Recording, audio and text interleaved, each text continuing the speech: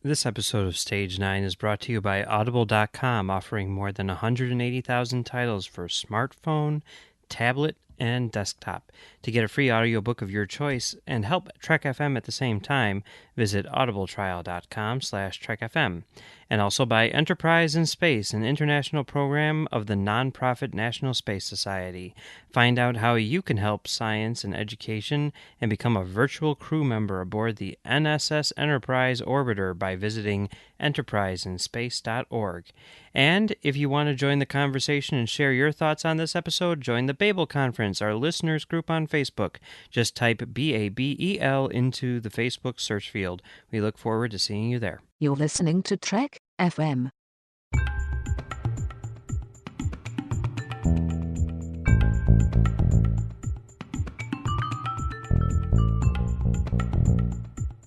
Hello and welcome to Stage 9, Trek FM show about the people who make Star Trek. I'm Mike. I'm John. And today we're actually going to be talking about the people who didn't make Star Trek, but almost did. In specific, we're going to look at some people who were considered for directing jobs with the various movies, but for whatever reason did not get those jobs. So, we just thought this would be kind of fun. And hey, you know what? A lot of these things may be rumors, a lot of them may be established facts or whatever, but, you know, if there's one thing this year taught us, it's that facts don't really matter. So No, they don't. Let's have some fun with it, right? Yeah, let's do it. Okay. So now, obviously, like, you know, the motion picture was going to be a whole bunch of other things before it was the motion picture. And one of those things was going to be a movie which was directed by Philip Kaufman, who did The Right Stuff, who co-created Indiana Jones, and all that stuff, right?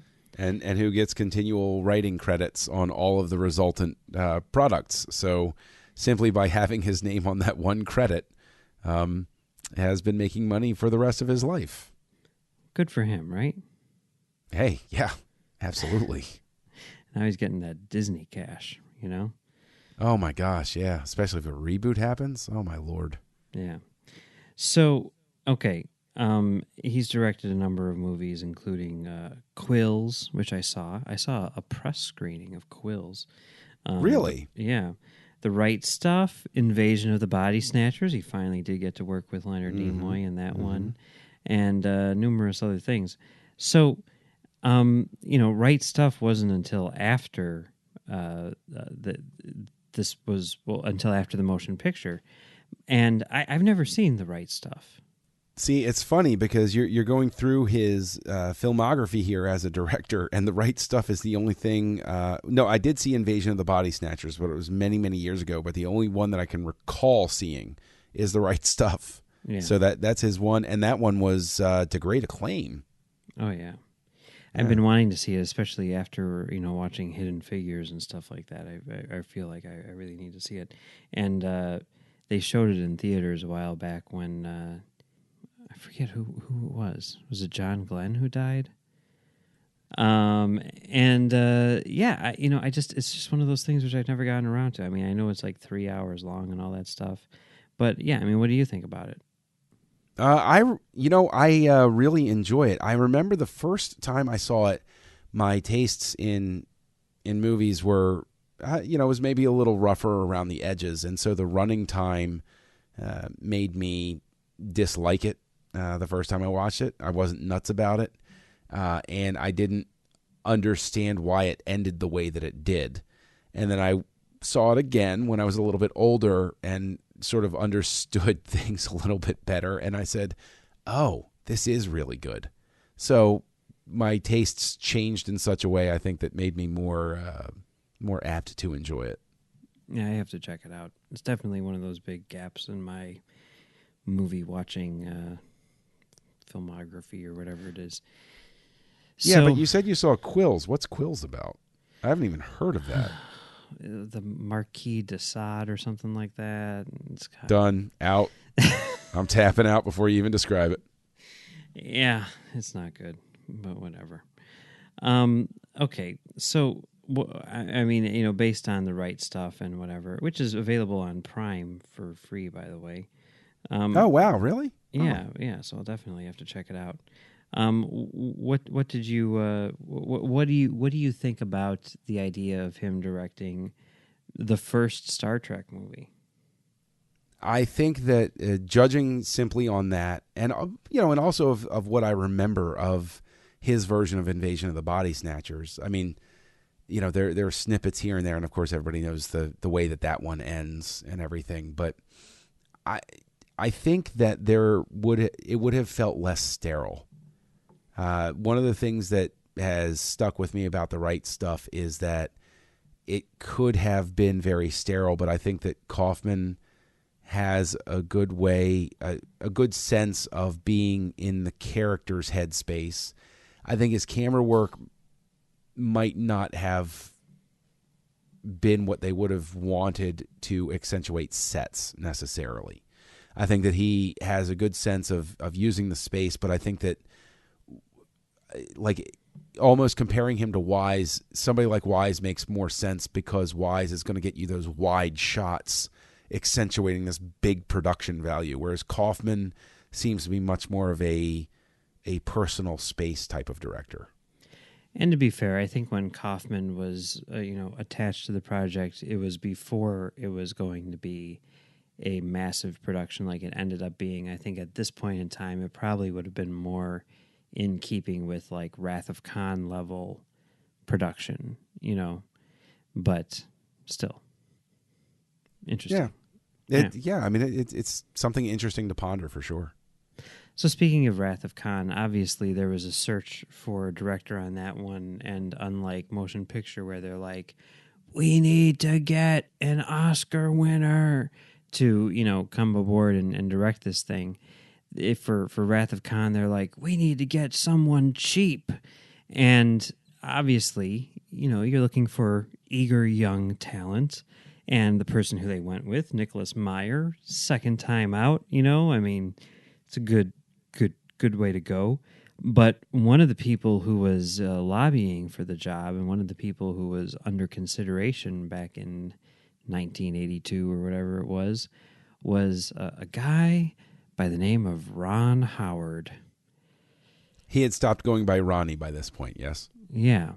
So, I mean, obviously, history has told the tale of Ron Howard and, Oscar winner, director of Apollo 13 and Ransom and Frost Nixon.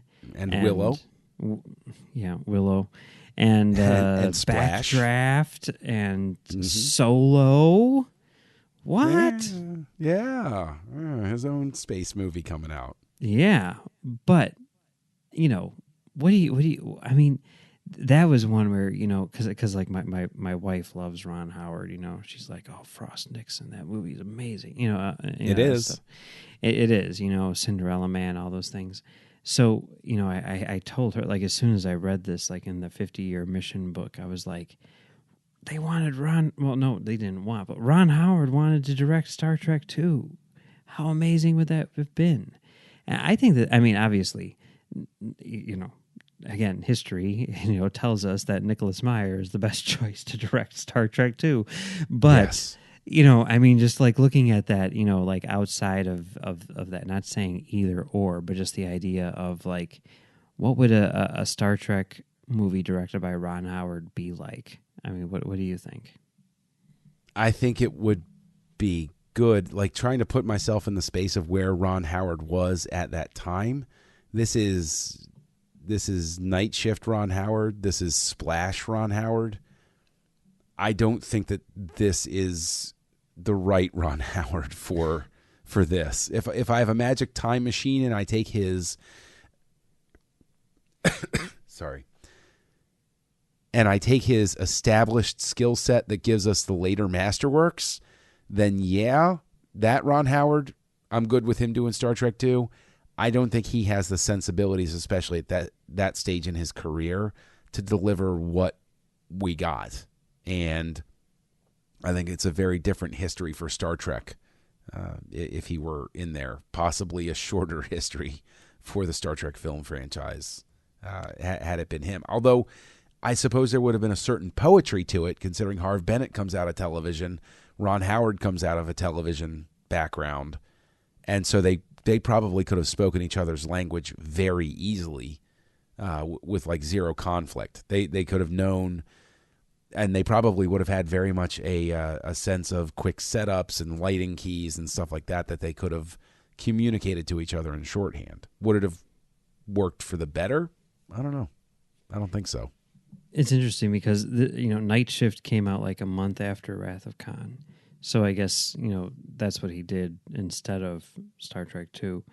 But, you look at like his credits before that. I mean, his only theatrical film was Grand Theft Auto. But the 3 movies which he did after that, the 3, years or so prior to Star Trek 2, were all television movies. And that was, this was done by like the television department and everything. So there is something about that which makes sense, getting Ron Howard to direct, Wrath of Khan or whatever it would have been called at that point in time. So, I mean, yeah, looking at it now, through that lens, as the guy who directed Apollo 13 and everything, I'd be like, oh, yes, I want to see what his Star Trek looks like for sure, That would be so cool. But at the time, I can definitely see why they wouldn't go for that, Yeah, for sure. So for Star Trek 3, it's, kind of a weird one, I guess, in a sense, because, Nicholas Meyer obviously directs Wrath of Khan, so then they're like, hey, you want to direct Star Trek 3? And he's like, you want me to bring Spock back to life? I just killed that guy. Spoilers. This seems kind of, counterproductive. So he turns them down, and they get Leonard Nimoy instead. But what if they had said to, Nicholas Meyer, like, come on back, you can do whatever you want, blank slate. You don't need to bring Spock back. You can do whatever you want. What would you think about that? Well, I think Spock would have stayed dead for one. Yes. I think that is a foregone conclusion. I don't know. I think that probably it was a very good thing that Meyer didn't direct the follow-up to it, because how do you follow up Star Trek 2? How do you follow yourself up from that? There are directors who can, there are directors who do, and I'm not saying Meyer isn't one of them, but it's one version of many stories that are out there is supposedly Kirshner was approached about Empire Strikes Back, and according to him, his feeling was, I've done this. I don't know what else I could bring. No, thank you. And so I could understand Meyer, even if they gave him, carte blanche, saying, I put my heart out here. I need a break. I could very easily see him saying that, but I think if he had gone through with it, Spock stays dead. I don't think they go back to Genesis. I don't think they go back to it. I think that things go in a very, very different direction, and probably you see him pursue Savick coming in and then Kirk handing the reins over in some way. I think that probably Star Trek 3 winds up being not a death story for Kirk, but a retirement story for Kirk. This is Kirk leaves at the end of Star Trek 3, or his departure in the beginning sets things in action. And I think that probably Meyer's sensibility is to continue on the trend of replacing the crew. The new generation, it becomes Star Trek: The Next Generation, the early edition. That could be. I mean, I think you're definitely right about, Spock not coming back. I think you're probably right about Genesis as well. As far as whether or not it's wise for Meyer to, do it, because how can he top himself, that sort of thing. I guess my response is Christopher Nolan. Batman, it's a fair counterpoint. Batman Begins. I remember coming out of Batman Begins and saying, I really loved it.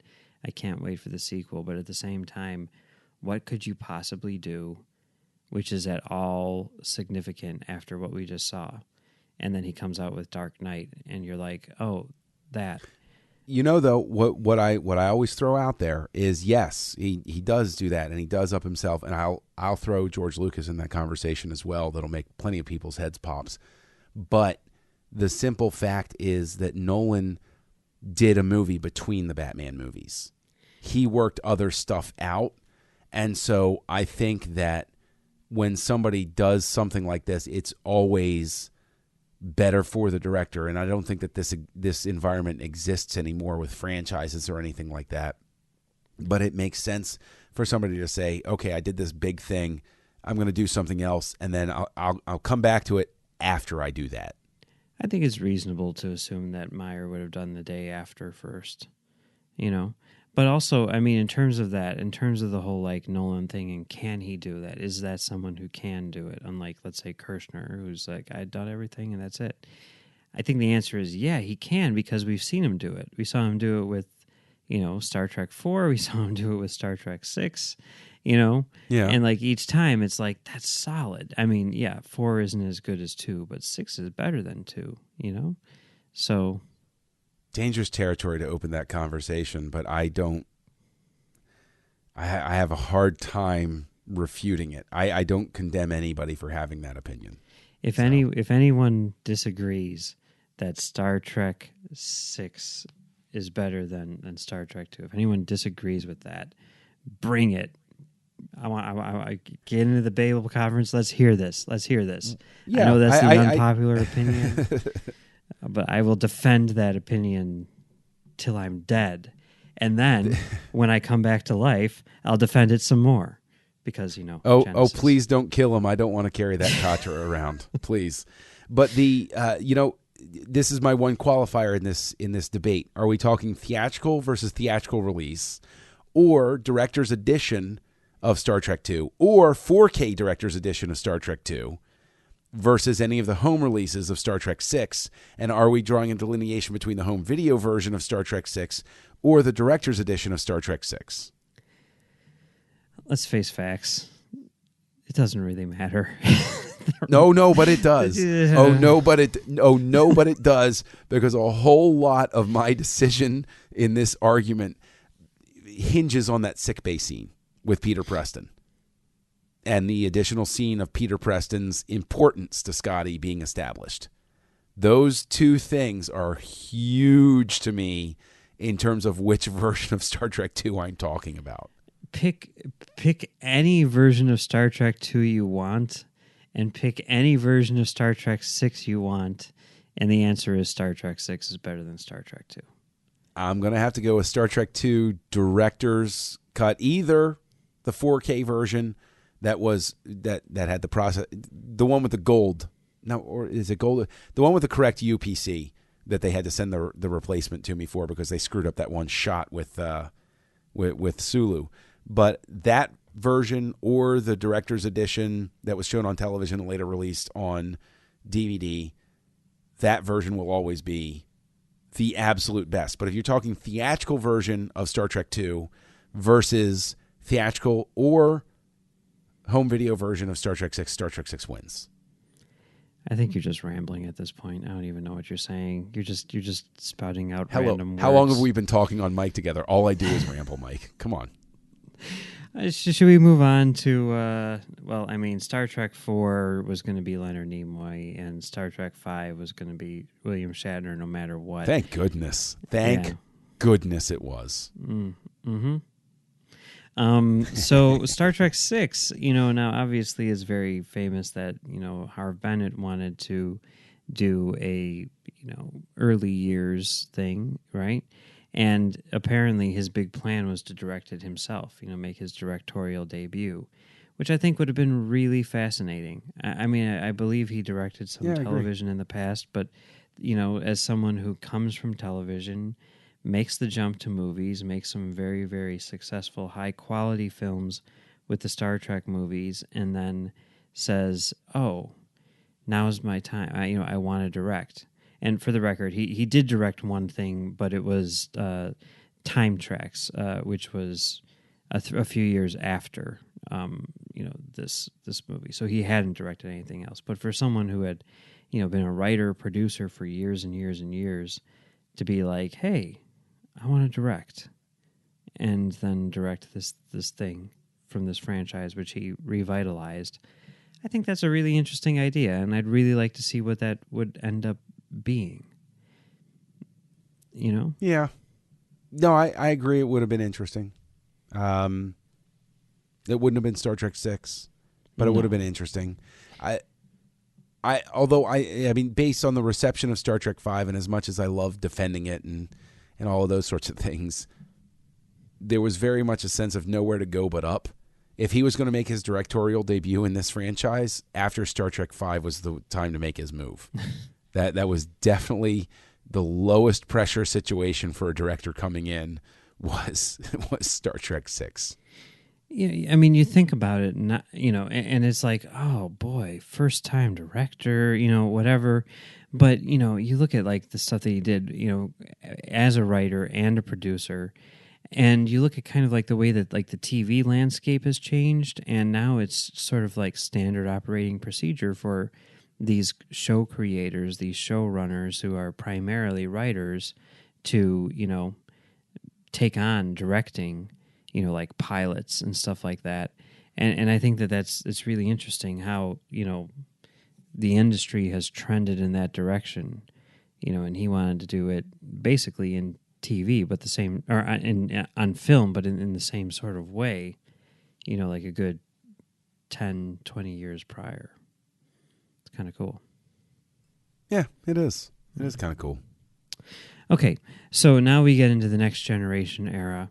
And, Star Trek Generations, and, you want to make a big splash, right? So you go and you go for someone who's, Star Trek royalty, Leonard Nimoy. I mean, it makes all the sense in the world, really, when you think about it, right? I mean, you want him to be in the movie, so you have him direct the movie. He's, everyone respects him for the work that he's done behind the camera, not to mention the fact that he's Spock. And, I mean, who's going to complain? But, him being him, him being someone who makes good movies, he's like, I don't want to do this if I can't do a page one rewrite. And they're like, well, that's not happening. So then it becomes like a TV production, and they get David Carson, someone from their stable, which, I mean, I love Generations, but what do you think about the idea of them getting Leonard Nimoy to direct the first Next Generation movie? I would have loved it. I think you get...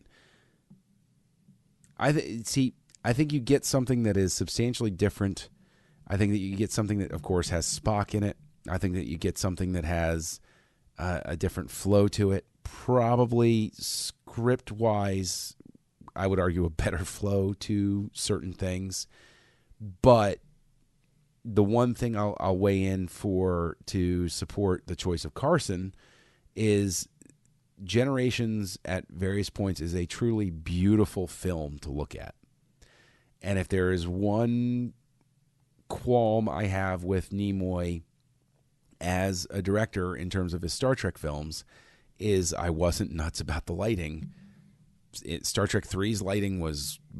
Star Trek 4, he does fine on the bridge and everything, but he's shooting outdoors in San Francisco. Like, there's almost like a cheat in the sense that he is able to take advantage of outdoor locations, realistic lighting, as opposed to some of the lighting in Star Trek 3 on the bridge is really not good. And some of the lighting on the Genesis planet and stuff like that. So I think story-wise, you win out and you have a stronger story that flows better. But I think that visually, you would have something that wasn't as good as what Carson delivered. Yeah, it's interesting because Star Trek 4 is the one Star Trek movie that was nominated for Best Cinematography, which I don't think is necessarily deserving. But, Generations was shot by John A. Alonzo, the guy who shot Chinatown, and various other things. Right. So, I mean, I agree that is a very beautiful looking movie. And as much as I think you're probably right that it would end up being a better movie, because I think Nimoy would sort of like really be sort of like a taskmaster when it comes to the script and stuff like that. I do also kind of worry about it almost falling into the problem that they fell into with Nemesis, where it's like, how much Next Generation has Leonard Nimoy really seen? I feel like, you bring in David Carson, who was, an integral part of the show for, having directed like Yesterday's Enterprise and everything like that. He obviously has a firm grasp on the franchise at that point in time. And I think that there is something to be said for getting someone like that to direct the movie, So, okay. Yeah.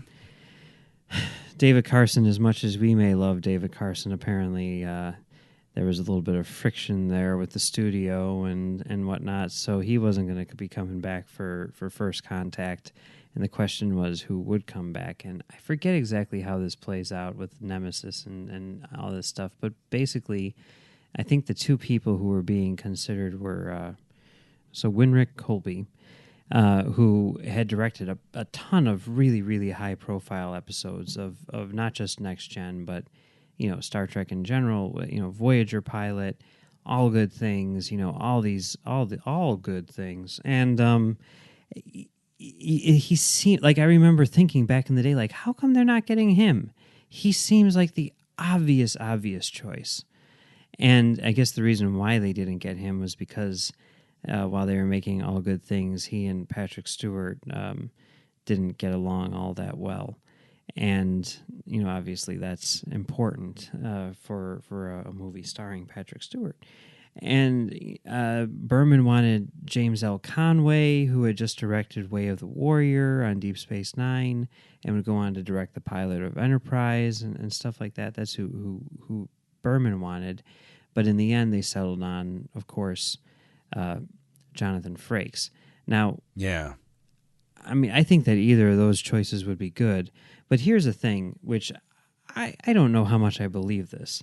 But on IMDb, it says that two people who were offered the job were Ridley Scott and Don't John believe it. McTiernan.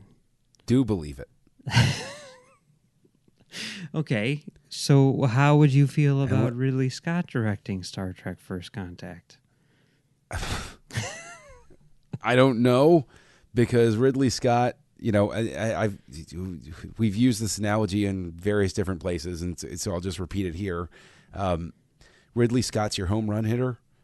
His batting average is not great, but man, when he lands that hit, you want him on your team, because he's going to give you that grand slam once a season where you're like, yes, this is why I want this guy on my team.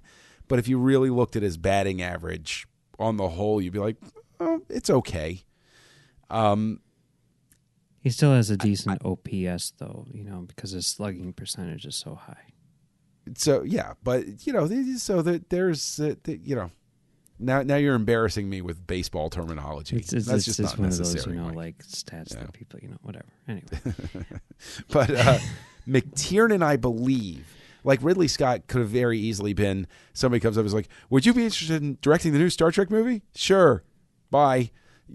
Whereas McTiernan is, at this point in his career, still licking his wounds from Last Action Hero. Very much wants to get back on track. And I could believe somebody saying, you've done some really great action stuff, and we want to bring in something that's got a real energetic vibe to it. Would you be interested? I would believe that McTiernan, I think, could have delivered a very good Star Trek movie like they wanted with First Contact, which is more action-oriented. And I think that he's also very good at dealing with character moments within that action context. I mean, McTiernan, you put his name on a project and I get interested, especially at this point. Like I was more willing to forgive Last Action Hero than most people were. And so I would have been interested to see that, honestly. What about you? Yeah, well, when I was 15 years old, I discovered a couple of movies, Alien and Die Hard, and they, they changed my worldview and all that good stuff. And if you were to tell me that, like a year later, either of those directors, Ridley Scott or John McTiernan, would be directing Star Trek First Contact, my head would have exploded like that guy in Conspiracy, and a bunch of little bugs would have crawled out. And that would be the end of me. But I think that would have been amazing, I mean, hey, what we got was awesome, right? And Frakes is, an awesome director and obviously heavily influenced by the work that Ridley Scott did. And I would say the work that John McTiernan did as well. But both of those guys are obviously A++ directors, and they would have made killer movies, Yeah, I mean, I'm not as boffo on First Contact as others are. So this would be a very interesting mental exercise. I mean, I would forever wonder a John McTiernan Star Trek movie. That would be really interesting. Yeah. Maybe one day. Maybe they'll get him to direct Star Trek Forever. If they ever make Star Trek Forever, yeah, it seems I'll like be it's very interested. Taking them forever, doesn't it? Right? Yeah, it does. Okay. Let's jump ahead now to Nemesis.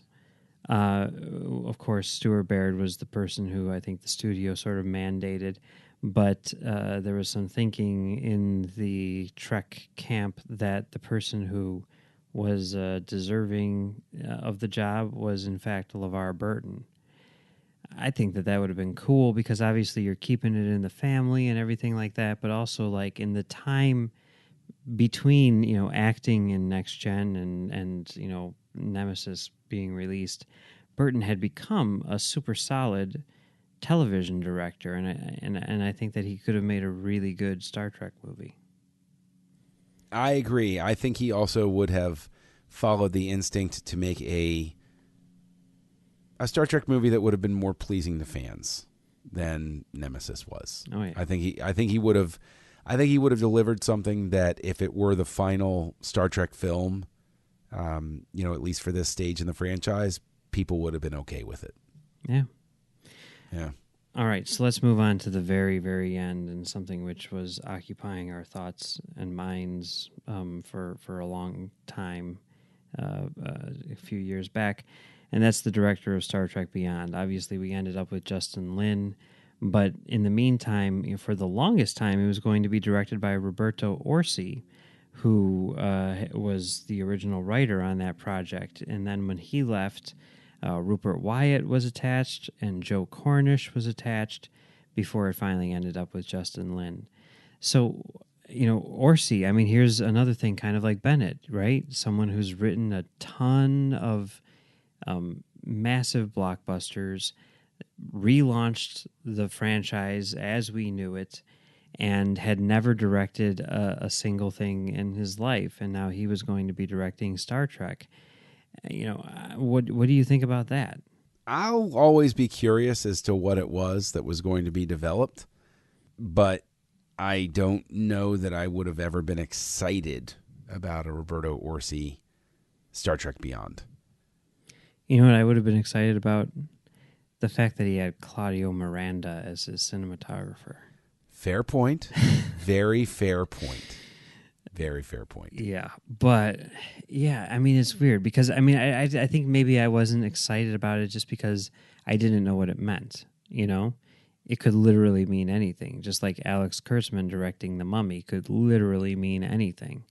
When we found out what it meant, I do find it strange that as a guy who, along with Kurtzman, had crafted billions of blockbusters, responsible for billions of dollars, whether it's Star Trek, Transformers, Amazing Spider-Man, any of these things, right? He's done all of these movies, and now, he has not made a movie in 3 years. He hasn't written a movie in 3 years. That's strange to me. And I know that a lot of that time was taken up by Star Trek Beyond, but it just seems bizarre. I don't know. What's going on there? I would hesitate to speculate, but I definitely agree with you that it's odd. Maybe the experience with Beyond soured him enough that, he's just sitting in his giant house that was funded by Transformers and saying, I'm going to take a couple of years off and recharge the batteries. Who knows? I know he's been working on things, but I get the impression that they're smaller things, more personal. I don't know. I'd be interested to see those, actually, because I think some of the impulses that were there that I did like from Into Darkness were from a couple of writers that have some interesting thoughts, that would at least explore things that other people don't want to touch in a movie. Yeah. So. Yeah. It'd be cool. Yeah.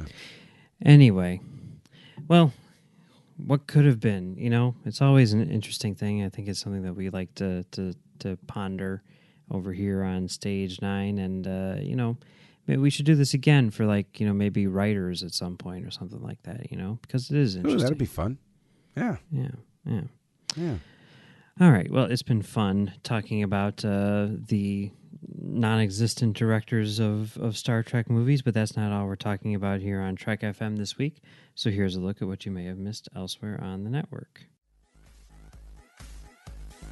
Previously on Trek.fm, Standard Orbit. Fan consensus has sort of said, look, third season is terrible and awful and woeful, and a lot of it is. But you go back and you watch it, and there's a lot of it that carries over. There's a lot of stuff that is, I think of as quintessentially Star Trek. That sort of you see develop over the course of the third season. The 602 Club. There was a lot of screaming involved. I'll start with... You know what I'm talking about. Snowball! Yes. No, I know what you mean. No, I did a lot too. of, oh my God, it's a Demogorgon. Warp 5. He had to learn to not interfere, and it's painful, and that's what makes it such a powerful episode. So this is definitely a see it. Okay, next. All right. Sleeping dogs. While exploring a gas... Skip it. Okay. All right, so Shadows of I think we already know what this one is. keep going with the sleeping dogs. The Edge, a Star Trek Discovery podcast. It's like when Tyler was, explaining the situation and seeing it, and he was explaining it to Tyler, it's like he was almost apologizing for it. Like, I had to do this to save my life, and I'm still alive because I did this. But is he suffering guilt for that? And that's what else is happening on Trek.fm. Check out these shows and discover what we're talking about in your favorite corner of the Star Trek universe. You'll find us wherever you get your podcasts. If you're an Apple user, be sure to hit the subscribe button in Apple Podcasts on your iPhone or iPad or Apple TV or the desktop iTunes app to get the latest episodes as soon as they're published. And please leave us a star rating and review. If you're not an Apple user, we've got you covered as well. You can find our shows on Google, Stitcher, TuneIn, Spreaker, SoundCloud, Windows, and most other third-party apps. And you can stream and download the MP3 file from our website or grab the RSS link as well. If you want to contact us, we'd love to hear your thoughts on today's episode. You can find us on the Babel Conference, which is our listeners group on Facebook. Just type Babel, that's Babel, into the search field on Facebook, and we should come right up. You can also find the network at Twitter at TrekFM or on Facebook at facebook.com/TrekFM. John, where can people find you on the internet? Well, you can find me as Kessel Junkie out there on your social network of choice. You can also find me co-hosting Words with Nerds with my pal Craig. Then if you go over to the Nerd Party, you can find me co-hosting Aggressive Negotiations with Matthew Rushing and Great Shot Kid with you, Mike Schindler. Yeah, you can find me over there doing Great Shot Kid, and you can also find me right here on Trek.fm doing The Edge. And you can find me on my website, commentarytrackstars.com, doing a show called Commentary Track Stars. And you can find me on Twitter at Mumbles3K. We'd like to thank our associate producers for today's episode, Norman C. Lau, Jeff Sutter, and Chris Steftenagel. Thank you very much, guys.